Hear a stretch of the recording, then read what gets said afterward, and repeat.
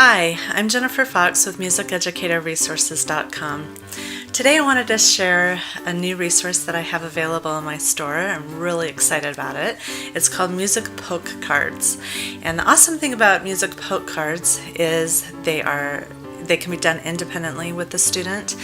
They're self-checking, so the students can have a self-assessment and check their answers themselves. They promote independent practice, and they reinforce fluency in whatever you're having them review. I'm making a lot of these sets. There's different sets that are going to be available. I have 4 out so far, and I have, I think, 6 more in the works. So I'm really excited. So let's get started and showing you what they're all about. So I'm going to show you the music symbol set. So here I have a bass clef, and on the bass clef there's 3 answers at the bottom. It says treble clef, bass clef, and alto clef. So the student just takes their little poker, and pokers can be anything from pipe cleaners, which is, I'll tell you why I like pipe cleaners the best, but you can do pipe cleaners, you could do little coffee stirrers or hot chocolate stirrers, cupcake sticks that stick on the cupcakes that have a little stick that come out, chopsticks, anything that's you could poke through a hole. So I'm going to use this pipe cleaner for now. So what they do is they just poke through the answer that they think it is, so bass clef, and then they turn it around, and then I just stuck one of these little round hole reinforcement stickers on the back of where the right answer is. So they see if the right answer is there, so you can see the little sticker there, and sure enough I got it right. If you don't want to do the stickers, you can just draw a little marker on the back of where the right answer is. Now you'll want to laminate these so you have longer use on them, and I'll go through the prep because there is a little bit of assembly required on these, but you get the gist of it. So what you want to do when you assemble them is, of course, you're going to cut them all out. There's 6 on a sheet, and then you can laminate them. You may or may want to laminate before or after. The only trick about laminating after is if you cut out the holes before you laminate, you have to cut them out again. So you want to, let me show you a card that doesn't have anything cut out. So you'll notice there is a cross right in the middle of the star. So what you want to do is just hole punch out the cross. That's just your guide so you can keep things even. And so you can do that, before or after laminating, but I would wait till after, so you don't have to do it twice.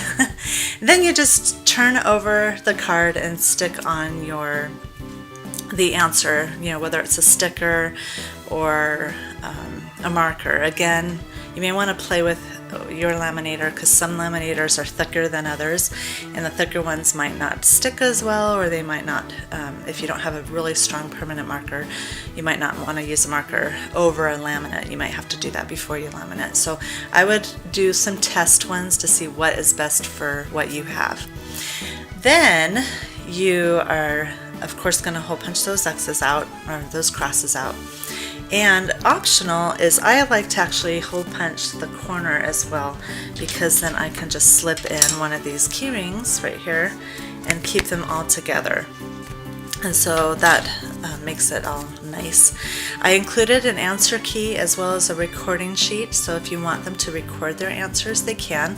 And another thought, and the reason, one thing I wanted to mention is if you do the recording sheet, the reason I like to use the pipe cleaners for that is if I do a recording sheet, I can go, okay, bass clef, and without even looking at the answer yet,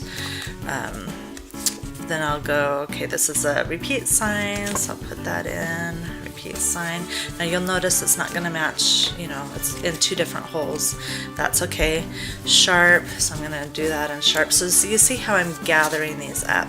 So then at the end I can just make a little circle to keep them together, and then I can go through each one and check my answers real quick. So I don't have to check my answers each time I'm doing one. I could check them all at the end, and then I can mark on my sheet how I did, if I got any wrong or what I got right. And there's a place for them to, if they got it right, they just color in the star and then and then move on. So you could see how many were missed, if this is something you want them to turn into you and see how they did. So that is poke cards. I've made a music symbol set. I've made a set for notes, both the treble, bass, clef, and keyboard. On the keyboard I have sharps and flats as well. And then I also made a musical math set. That's like that. It has addition, subtraction, multiplication, and division. And then I made, this one's for free, you could download for free, a rhythm one. And on the rhythm we have the answers of choices. There's rests and note values, anywhere from 16th to, on up to a whole note. And they have a couple of different answers. One of the cards has answers for what it is. So like a quarter rest, and there's another quarter rest on here. Here's another one that has the beat, how many beats it gets. And so that is a freebie. So you can download that one for free. And I have, like I said, more coming. I am doing, I'm doing a key signature one, chords, intervals, musical terms, musical words, where you have the notes on the staff that spell a word, and a composer one. So I'm really excited, and I hope your students love it. And thanks for watching.